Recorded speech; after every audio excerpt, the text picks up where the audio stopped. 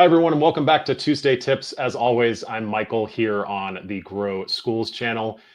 We're here every Tuesday talking the biggest challenges facing school leaders, and we spend about 10 to 15 minutes with experts around the country talking the biggest challenges facing school leaders like yourself. We had a conversation a couple of weeks ago with Beth Jacobs, who is on the right side of your screen, I think, depending upon which screen you're on. You may be on YouTube mobile, which means she's below me, but regardless of direction, we're welcoming back Beth Jacobs, the president and co-CEO of vChiefs, to our channel today to talk about fractional support and how it can impact leadership inside of your school and help support the growth initiatives in your school. Beth, welcome back to the show. It's nice to see you again. Thanks, Michael. Happy to be back. We're happy to have you back. Well, last time we were together, we talked about specifically how to grow your team leveraging fractional support without sort of overstretching your organization. And there were a couple additional questions we had specifically around like budget initiatives and how to think about budget smart strategies. Because obviously like school leaders are so challenged when it comes to budgets, especially in sort of a post-COVID, post-ESSER world, right? They've still got to grow. They've still got to have an impact on their administration, on their school, their teachers, on their community, and their kids. So I want to talk about specifically how to drive growth using flexible solutions, and really, how to approach this from a budget. How do you optimize staff time? How do you still push forward with budget constraints with potential fractional resources? So we'll start here with question number one. How does flexible staffing, like your team that you provide for schools all over the country, how do you scale operations even when budgets are tight with flexible staffing solutions?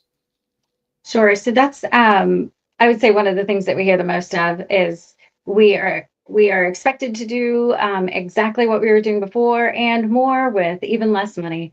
So hear that struggle all the time. I think the biggest the biggest area is that anytime anytime a school is asked to do anything or needs to do anything, it puts a lot of strain on existing systems and processes. So when that happens, it also puts a strain on the budget.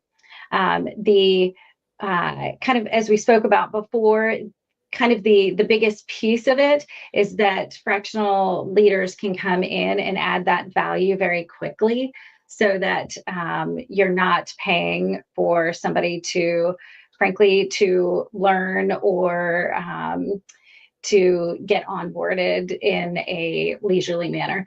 They're going to come in and provide value right away, which is a huge boon to those budget line items. Yeah, we talked last time, and we'll make sure to link the conversation we had last time around, how to grow, how to leverage fractional resources.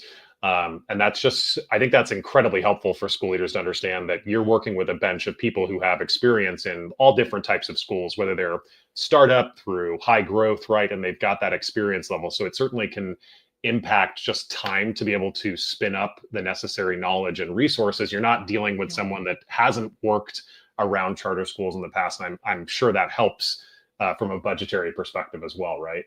Yeah, the other piece is that folks can sign up with fractional leaders for as much or as little time as they need to tackle whatever their challenges are. So, we'll work with a school who really just needs a little bit of help and signs up for 40 hours a month, and they need somebody for 6 months to come in and work alongside them.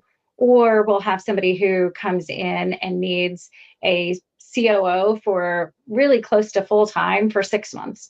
And so it really gives you that flexibility to kind of match your needs with your budget needs, and figure out how to move your school forward. Yeah, I would imagine one of our guests, I should say, let's complete this thought first. I would imagine that one of the best things about sort of flexible staffing solutions is the teams can come to you and say, this is how much budget I've got. Here's what I'm trying to accomplish. And your team can help like right size that solution for them. Yeah, we can right size it not only with the budget, but with the role. Yeah. A lot of times when we have that initial call with folks, somebody's coming in and not saying, I need a COO. They're saying, this is the challenge that's in front of me. what can you do to help me get there? And so you don't need to wait until you have figured out exactly what you need. A big part of what we do is helping schools figure out the level of experience, expertise, the number of hours they need, and all of those pieces to fit within their budgets. Yeah, one of the things we've had a couple thought leaders and a couple leaders in the space around conversations on budgeting specifically for schools, and often they recommend this idea of zero-based budgeting. And I think what could Mhm. be really interesting from a fractional perspective is you can get to a place in your budget where you sort of understand, what do I have remaining? And if you Mhm. need sort of to be able to fill a role, whether it's enrollment or accounting or finance, right, and say, and come to a team like yours and sort of say, hey, here's the budget that I've got to stay into, and you can sort of like right size the opportunity for them.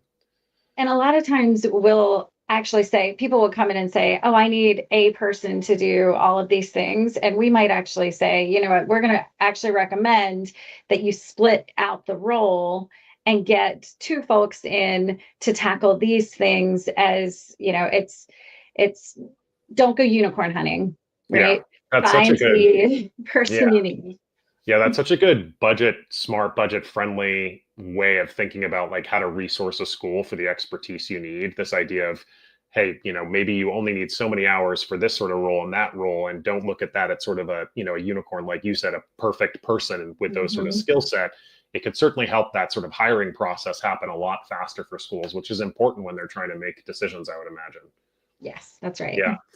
What other sort of like budget friendly or budget smart ideas can schools think about when they're determining, like, is a flexible staffing approach better for me than sort of traditional hiring? Yeah, I think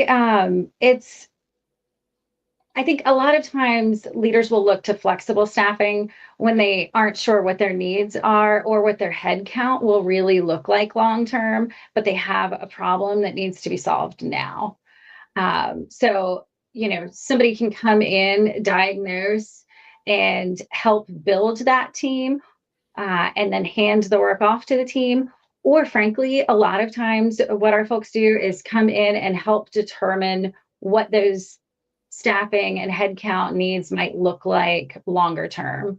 So, bringing somebody in kind of gives you that flexibility that a traditional hire doesn't, so that you can scale up or down in hours as needed. So a lot of times folks will bring someone in for a few months, maybe start off at a larger number of hours, get the initial ball rolling with whatever projects they're assigned to, and then slowly hand off to the team that's already there, or help you figure out what the new team looks like, and roll off the project. But that's kind of the nice part from both a culture and budget standpoint, is setting the expectation of, we need this in right now, and we may not need it in for longer than a few months. So getting that help you need and not paying, frankly, for what you don't need.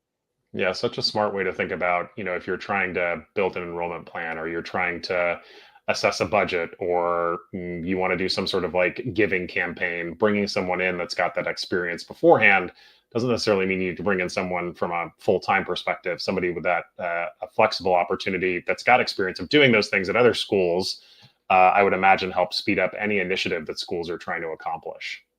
And it might be that, like, your current team just needs, a lot of times it's like the person running that initiative just can't pull out of the weeds long enough to set up a new system, a new process, a new campaign. And so how do you get somebody in there who's a little bit more senior, can help them set that up and then hand it off and exit? Yeah, I know you've worked with a bunch of different schools, charters, as well as different types of schools. Talk about some examples of how different schools are leveraging fractional support. Sure. In I'd say one of the one of the times that we hear from schools the most is during this enrollment period, of trying to get students in the door, trying to figure out who is re-enrolling for the next year, and really getting all of their ducks in a row for the year before. So I would say this time of year is usually we hear from a lot of folks.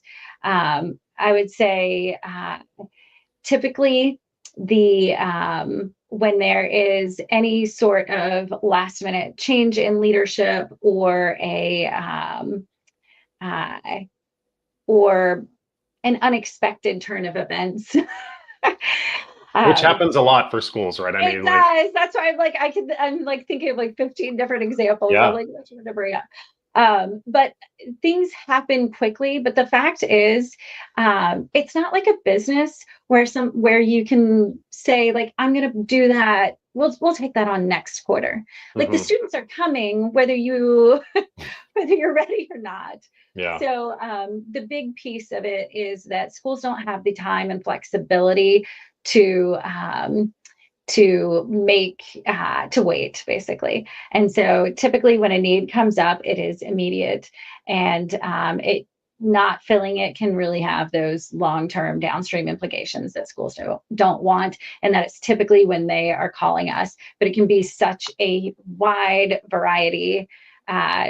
Recruiting teachers is a large one, enrollment help, and then just that back office, COO, finance are the big ones that they're calling us for.